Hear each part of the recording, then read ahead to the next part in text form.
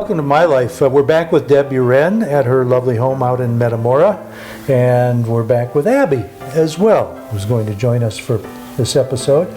And Deb, Deb, of course, is the president of the Oxford Chamber of Commerce. But we were talking about Deb's early life, and we got as far as high school in Rochester. Why don't you share some memories about high school in Rochester? High school in Rochester. Well, in 5th grade, I started in the band. I started playing clarinet, and I took that all the way through high school. So I was in the marching band. Enjoyed that tremendously. I was in the marching band in West Junior High and at Rochester High School. Loved playing at the football games, doing all of our shows at the football games. I was in the Christmas parades, all 3 of them for all 3 years that I was in varsity band. And nowadays, you know, the Christmas parade in Rochester is now on television. It's a big deal. And back in our day, it was just our small little town, and Rochester was little. It was a village, and we had a community of very friendly people.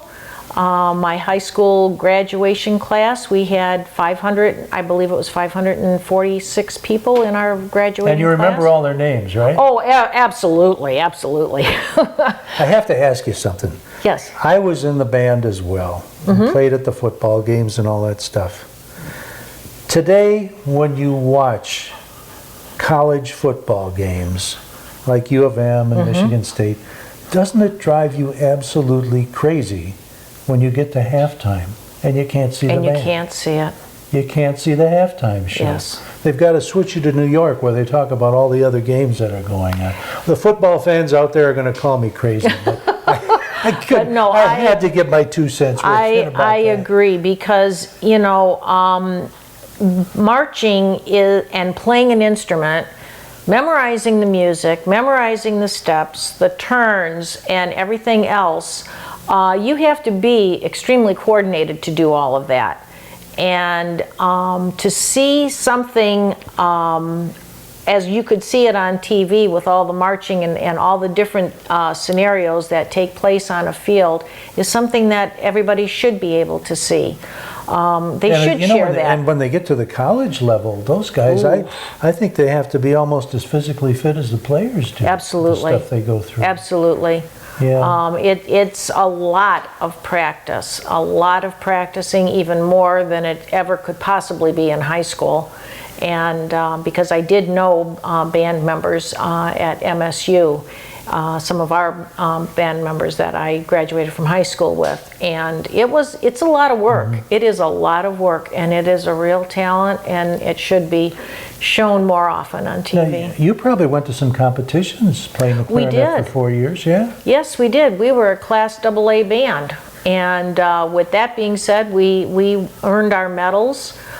We had competitions for also solos and duets, and my good friend Robin, she and I, throughout our years of playing clarinet together, it was always a battle between her and I as to who was first chair, who was second chair. And but we did duets together. We earned medals on those. So Mr. Goldsworthy was our band director, and just a phenomenal man. Loved him dearly. Everybody did. Everybody adored him. Did you ever think of going into music in college? Actually, John, I did. I went to Central. And I really only went for 1 year, but I went as a music major. I made it into the junior varsity band with playing the clarinet, but my major was also in theater organ. I played piano, started playing piano when I was 5. Really? And my parents bought me a Lowry theater organ when I was in 8th grade, and I really enjoyed playing that. So I did go into a music major at Central. To be a music major with an instrument, you had to minor in singing. So my first vocal class that I had was kind of strange because I really don't enjoy singing. I just enjoy playing music. And the instructor had said to me, the teacher said, "I will pass you if you promise that I will not see you in another one of my classes." So, with that being said, I said, well, I think it's time to change my major. I mean, what was I going to do in music? So I did, and I ended up going into the accounting field. And you play music for your own enjoyment, and trust me, I don't sing. You will not see me doing karaoke or anything. What a shame. I know, it's fun, but let's talk more about that. You mentioned the organ. yes. And how you started taking lessons when you were 5? I was 5. I played in my first recital. Delphine was my piano teacher. I was 5.5 years old, and I played the Brahms Lullaby. And it was very short, but I was the youngest one in her concert that year. And so was this on the piano? Or this was on the piano. Piano, yeah. Yes, this was on the piano. And then the second year, I had a song that it was called Nola, and Mom and I were behind the stage, and I got stage fright. And I said, "Mom, I don't think I'm going to remember. I can't remember the song. I don't even know where to place my hands on the keyboard." Now now I'm 6.5 years old, and we had to scurry around, find a piano. Let me just put my fingers on those keys, and then I was fine. So Nola. Nola. Da da da da da da da. Da-da-da-da-da-da. We can cut that out, Russell, right?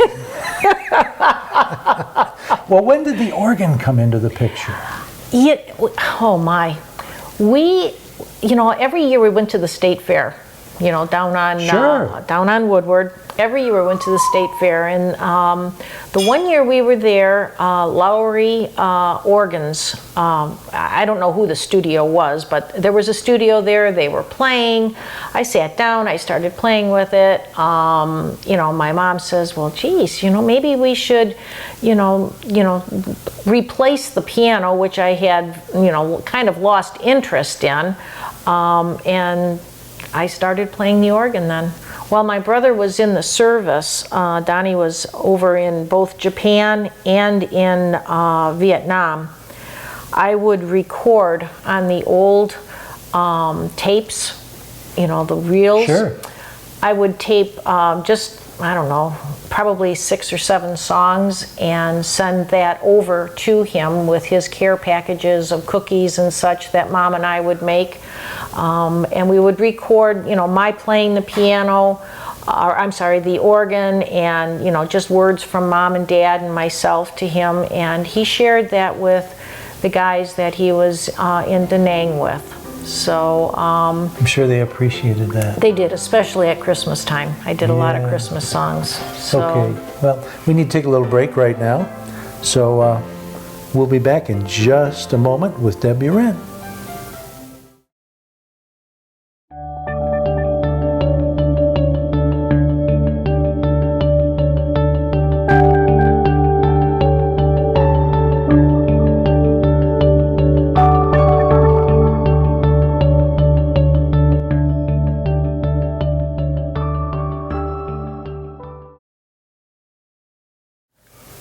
Welcome back. We're here with Deb Uren from the Oxford Chamber. She's the president, but we're talking about her experience, her youthful experience while in school, playing the piano and the organ. And you were just telling us how you got started with the organ and how you were sending recordings over to Vietnam for your brother and his buddies to listen to. Yes.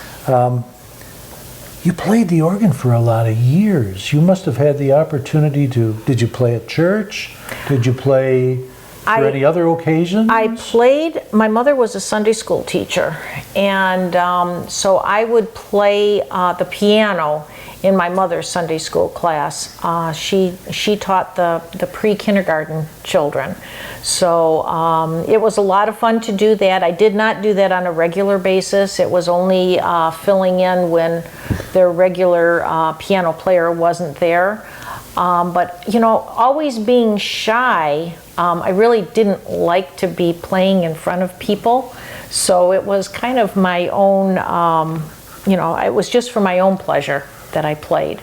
So I never really, played in the churches. I would always go upstairs where our big theater organ was in our church, and Mr. Beer, who was our organist for what seemed like centuries, I would always watch him and sit down and just watch him play our 3 keyboards and full pedal and all the pipes that were down in the front of the church, and wish that I could play like that. That was magic, wasn't it? It was. To hear a huge theater organ like that is amazing, and to hear it in a building like a church, the big old churches that we have down in Detroit, is just, it is just the most wonderful, soothing thing to hear. It's a very relaxing, peaceful, calming, spiritual, really, in a sense, that music is just a wonderful thing.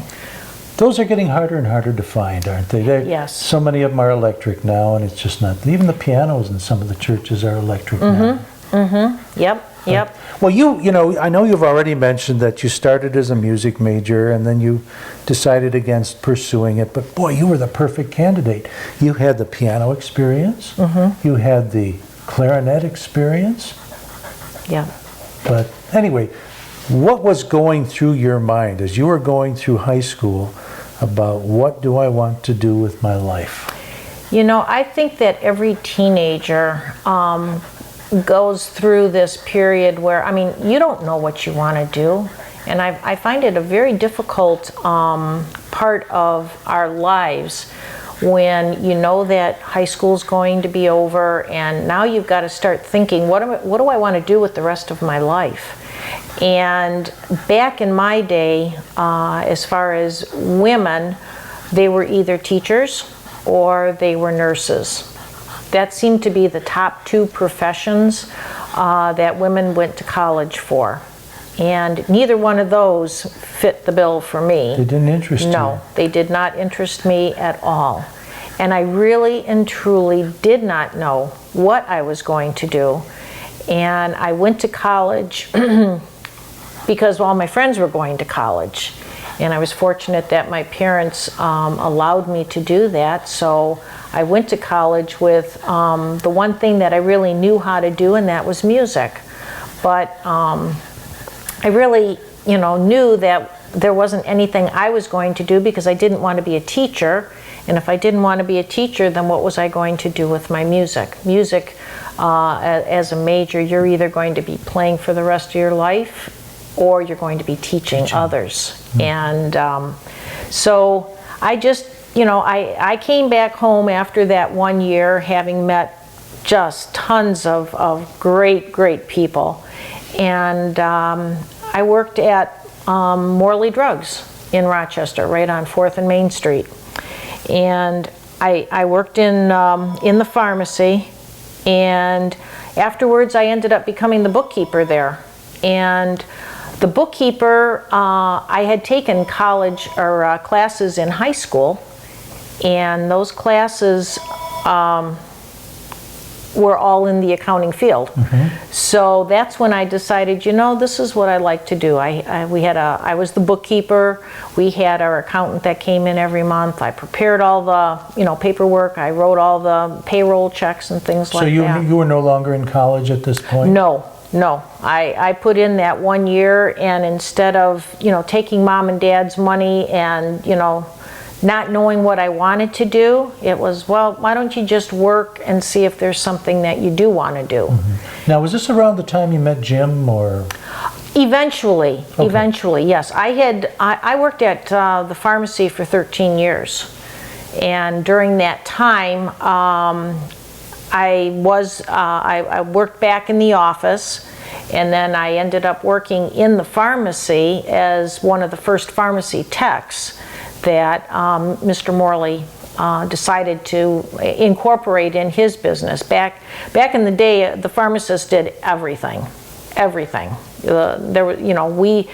What he wanted us to do was to type the labels. And so that was considered a pharmacy tech. Our pharmacy techs nowadays, they do, the counting and the typing, putting everything into the computers and that, and your pharmacist does the final check on everything. They've got, their procedures and all in order, that everything has to be done, and by the time it makes it into the pharmacy bag, it has been checked probably a half a dozen times, if not more. So you really had a chance to learn both sides of the business then, Yes, I did, and I enjoyed that. I even thought at one time I might want to go down to Wayne. I talked with the dean of pharmacy school down there, but still that just was not my passion. It was still books. I enjoyed doing that. So a number of the customers that came into the drugstore were from ITT Higbee, which was the manufacturing company right there in Rochester, which is now the Rochester Mills Brewery. That was my building there. And I ended up going there. I took a position as a accounts payable clerk. Accounts payable, just paying all the bills. I was one of 5, and that's where I got all my education. ITT, they paid for my associate's degree. After that, I got my bachelor's degree in accounting. Where'd you get that from? Baker College. Ah. I took the accelerated program at Baker College right in Auburn Hills, and I did 13 straight months of full 12-hour credits, working full time.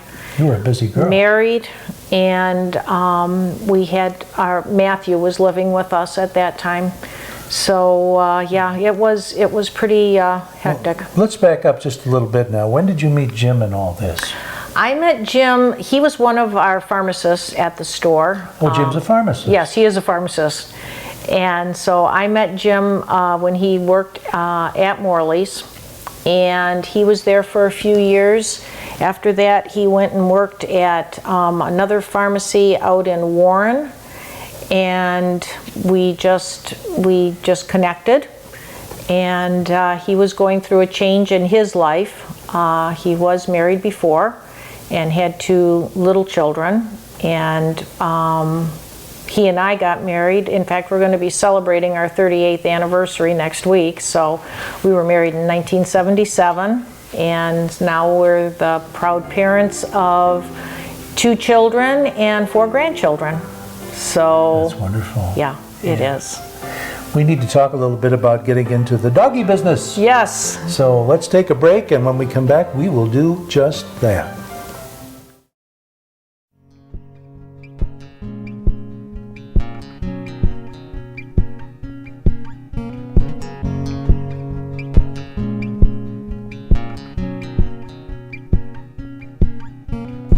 Canine Stray Rescue is Oxford's own local dog rescue. Each year they take in hundreds of dogs and bring them into suitable homes. A certified nonprofit organization, Canine Dog Rescue strives to give pound dogs a new leash on life.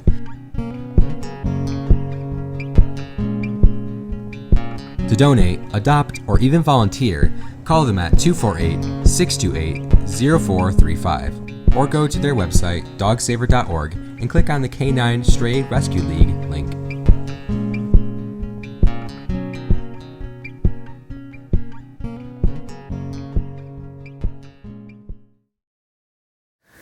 Back here at Metamora with Deb Uren and Abby.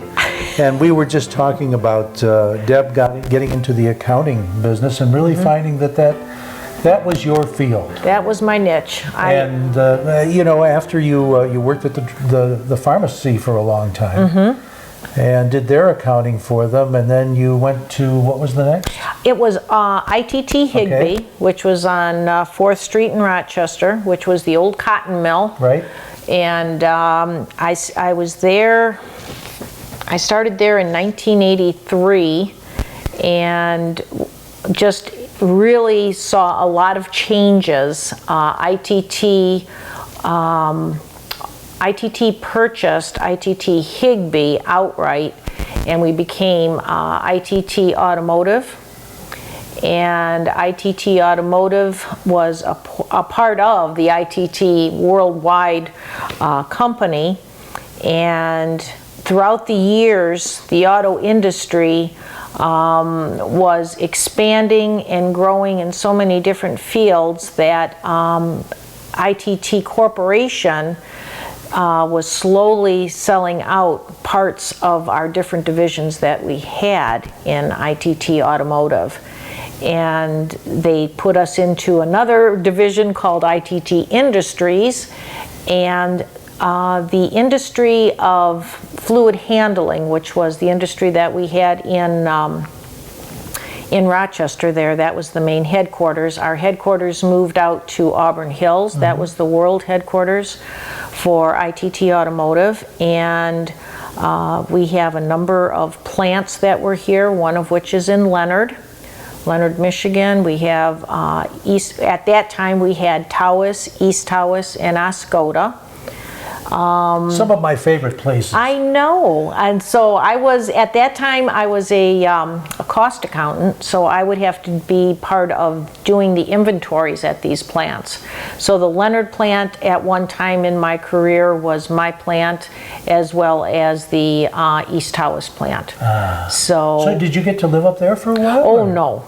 You just were Nope. in charge, you traveled? Just when we had to do our yearly inventories, yes. That was the only time that I had to go up there. Now, did you retire from ITT? or- Well, I say that in 2006, the last division that ITT had was the fluid handling, and they sold that off to Cooper Standard Automotive.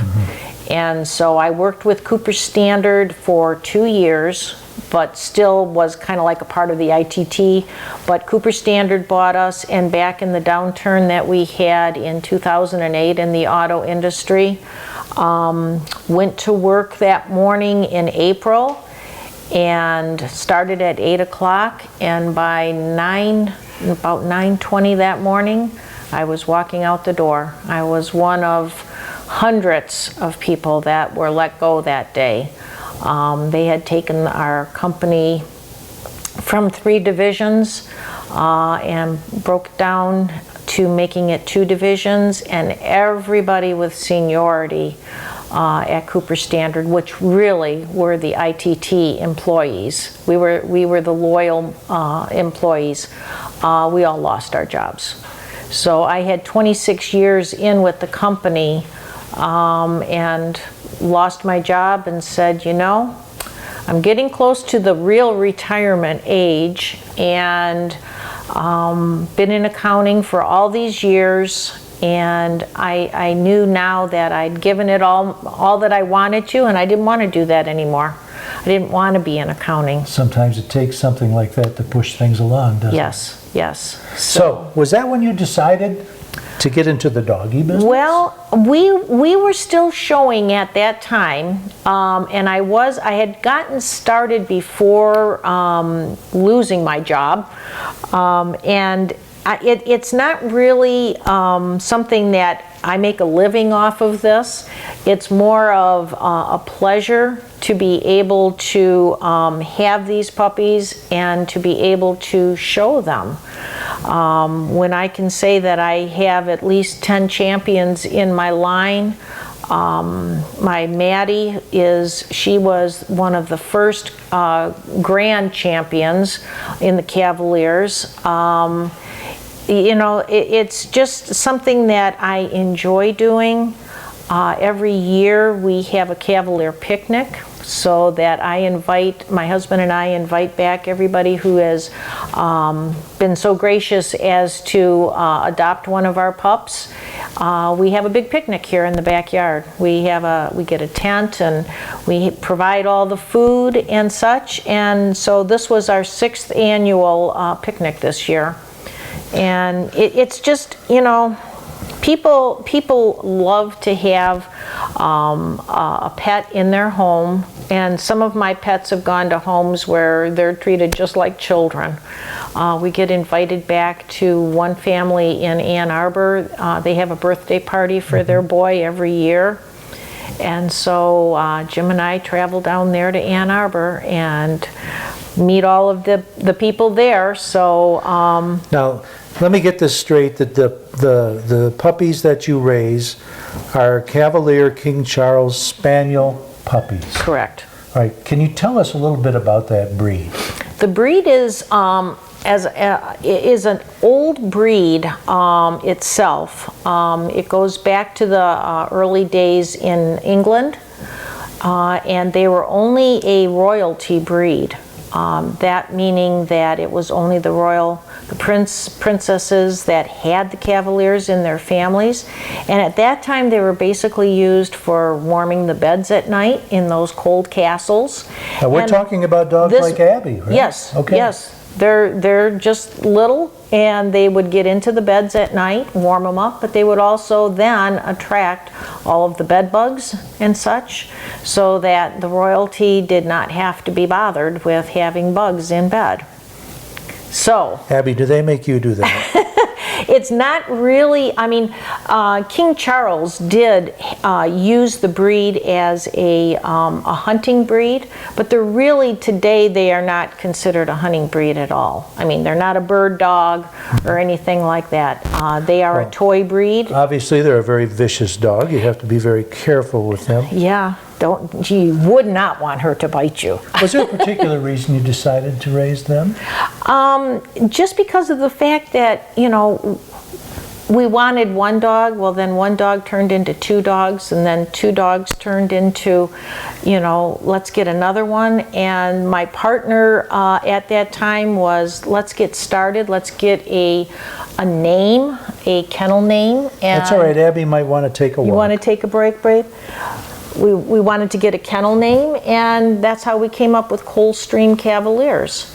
That is a name that is my subdivision's name, and I thought, well, what a unique way to, you know, bring my Do you subdivision have any in. other dog raisers in the subdivision? Or? No, Oh. no, I am the only one, but I'll tell you, my subdivision in itself, everybody has, you know, 1, 2, 3, 5 dogs. We've got Great Danes just down the street from us, 2 Great Dane puppies that we have down the street. Nobody has fences around here except us. We're all on 10 acres, but we're the only ones with a fence. And are you in competitions now with your dogs? Oh yes, currently I have 3 dogs that are with a handler down in Indiana, and Lori now is my partner, and I'm getting her started now into raising Cavaliers. So she's had 2 litters, and I've been able to help her. I have placed her puppies for her. I have my own website, so you know, that is the only advertising that I do. The ethics. And it's a good website too. What is the web address on that? It is ColdstreamCavaliers.com. All that, and she's president of the Oxford Chamber of Commerce as well. It's really been a pleasure talking to you and being in your lovely home. Thanks for having us out here. Thank you, John. I enjoyed it very much. Deb Uren, we'll see you next time.